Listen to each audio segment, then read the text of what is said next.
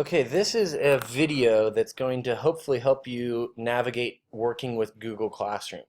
Google Classroom is really awesome. I use it literally every day in my classroom, and it's great because as long as your students have a Google Classroom, or I'm sorry, a Gmail account, then you can use this stuff for free. So you're just going to go in. It works best if you use Google Chrome. It will work in Safari or another browser, but Google designed Chrome as their web browser, so it works best in Google Chrome. So if you search on Google Classroom, you'll come here and you'll notice that it's going to ask you to log in. And so you'll want to log in with the one that your school district is using.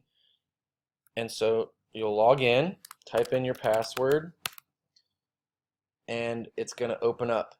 Now the first time you have Google Classroom, you won't see any of these classes that I've created here. None of those will exist. You'll need to create your classes. So to create a class, you're going to click on this plus symbol and you're going to create a class. Another great thing, you'll notice it says join class. You can collaborate with other teachers by joining other teachers' classes, which is nice if you have a supportive classroom like that. So you'll hit create class and you're just going to name it. So you can see over here I've named mine Reading 8 Period 1 or Reading 6 Period 7 Semester 1. That's really how you want it to be called, whatever will make sense to you, but you do want to think about what will make sense to your students as well. If you want to put a section in, you can, and a subject, that's all up to you.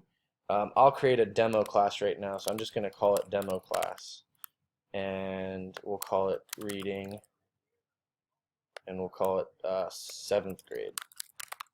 So I'll hit create, and it'll start creating the class for us. And up here on the right, you can select a theme. And so they have some that they've already got in here. You pick whatever you'd like. So with my classes in reading, I've always been picking books and things like that. You can select it. You can also upload your own photo and make it however you want. So here's the name of the class and what it's called. This is me as a teacher. If you have another teacher in, it'll show up here. This is what the view will look like to students basically. To get students to join, you need to click on students and you need to give them this class code that's located right over here. So in this case it's 3FISHK. And they make those random and you can put it up on the board or whatever. And you can reset it if you need to or disable it if something for whatever reason you need. You can also attach your students' parents' emails to it and include them as part of this. Okay. Over here, students can post and comment. Students can only comment, and only teacher can post or comment. That's up to you. And then the about section would be like a place to just describe what the class is if you wanted to do that. The stream is where you're going to create assignments. So when you're going to create an assignment, you're going to go over here to the plus sign, and you've got some options. Reusing a post means you're going to use something from a different class that you've created. You can create a question, which I've actually never done, but I assume is just a way to do one short question that kids could work on for the day, maybe like a bell ringer or something like that. You can do create an assignment, which is what I primarily use. And you can also create an announcement, which would just be something you're telling the students. I use create assignment. So when you create the assignment, it's going to come over here, and up here in post in, you have the choice of what classes you want. So if I want to add it to multiple classes, I just go in and check a box. I'm not going to add it to those classes right now. Or I can just have it be for that one simple one. So creating assignment, you only need to create it one time for your class, not every single class individually. Then you're going to title it. Now I recommend titling things 001 dash and then the name of it, so like a current events summary number 1 or whatever you want to call it, whatever your assignment is. I do the 001 because it helps me organize in my Google Drive, which will make sense a little bit later as I show you what that looks like. Instructions here, optional. Maybe you're telling your kids what to do here. I'll show you an example of something I've done with that. Then you have a due date or no due date. So if this is something you want to be a due date, go ahead and select it, and you'll just come down here and pop up in your calendar. Or if you don't want there to be a due date, you just click this X, and that just depends on what you want. If you select a due date, it will automatically put that due date into your student's Google Calendar. Then topic is a newer feature. So if you have something you're going to do regularly, like a current event thing that they do maybe every week or every other week, you could make a topic, create one called current events. And what that allows you to do is back here on the stream, back behind this assignment, you can sort the assignments that are just current events rather than having to scroll up and down all the time. Okay, down here on the left is attaching a file. So if I have a Microsoft Word or just any other file that I want, I can attach it here. I'm going to skip this one for a second. That's your Google Drive. This is a YouTube video, so if you have something you want to show them as part of a lesson, you can attach a YouTube video. Or if they need to go to another website, you can attach a link here. I primarily work with things out of my Google Drive. So when I click on it, it's now going to pop open a new window, which is my Google Drive. And what I like is it goes right to recent. So if you go to your drive before you create this assignment and find what you're going to look for, it'll pop right up. Otherwise, you can go to your drive and search through how you have your drive organized, or you can search here in the search bar. So if it's recent like this, I can click on my current events assignment and click add. Now I've got, and I can add multiple things to this. I could also add links to this as well as one assignment, so you can make it as big as you want. Right now, with students can view file, that means when it comes in and I create this assignment, when the kids click on this, they can only look at it. They cannot edit the paper at all, which is nice if you have like a rubric or something that you don't want them to change. You just want them to see what's required of their work. The other thing they can do is edit a file. This is where if you create the document, all kids can change that. I don't see as many good uses for that. I don't use it very often, but that doesn't mean there isn't a good use for it. What I use mostly is having it make a copy for each student. Okay, so I'll pick what I want, and then I'm going to click Assign. And it's going to take a second to assign the work. Okay.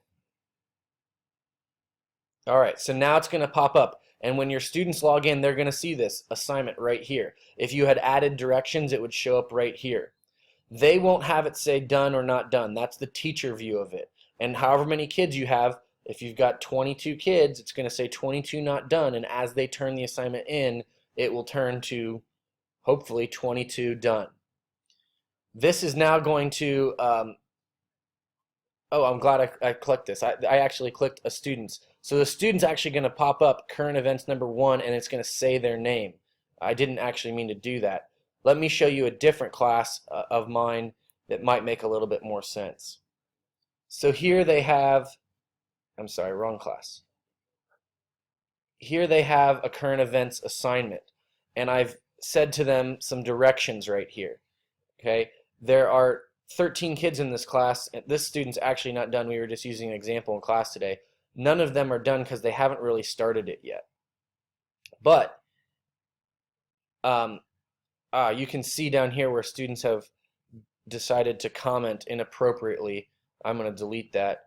I have to have conversations with these students, or you can turn that feature off. I can also mute the student as well. So this one, when the students look at it, the current event rubric is a view-only document for them. The example of what we're doing, because this is the first time they've done it, is also a view-only.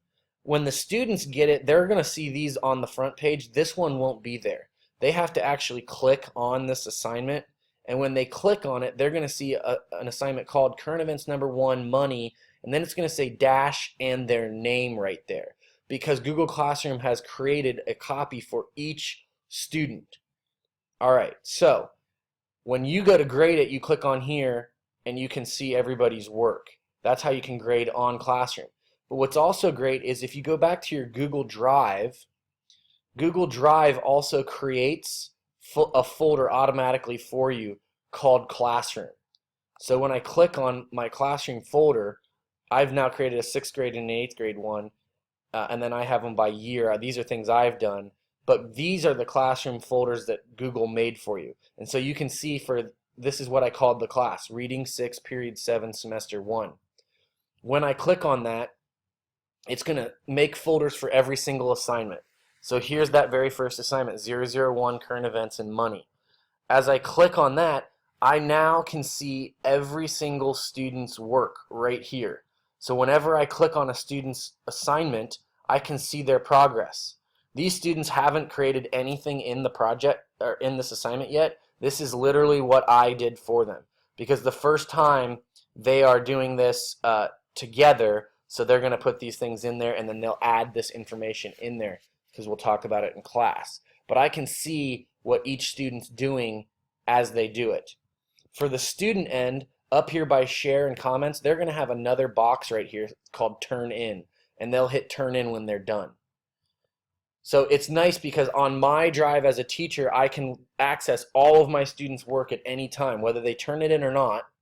And then the document that has been created by Google Classroom is also on the student's drive. So I don't have to worry about a kid sharing anything with me or making copies of documents themselves. The Classroom does all that for me. Okay, so I'm going to go back into Classroom and just show you one last thing here. I think it's just reiterating that these will become your assignments, shows you who's done, who's not done, and you can grade them from there. And then what I do when I grade assignments is I will add in comments here. Oh, by the way, it defaults every assignment to 100 points, but you can just change it. So example, this one's a 20-point assignment, and I'll update on there.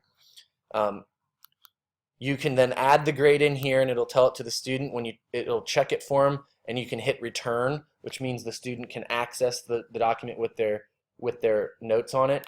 What I will do typically is I'll go in and look at their assignment, and just, if they've made a mistake somewhere, I can highlight this area and add a comment to it. And once I add a comment here, type in something that maybe they didn't do. And then I will say make sure students check their comments. And at the bottom, I'll also just throw some information in there for them as well.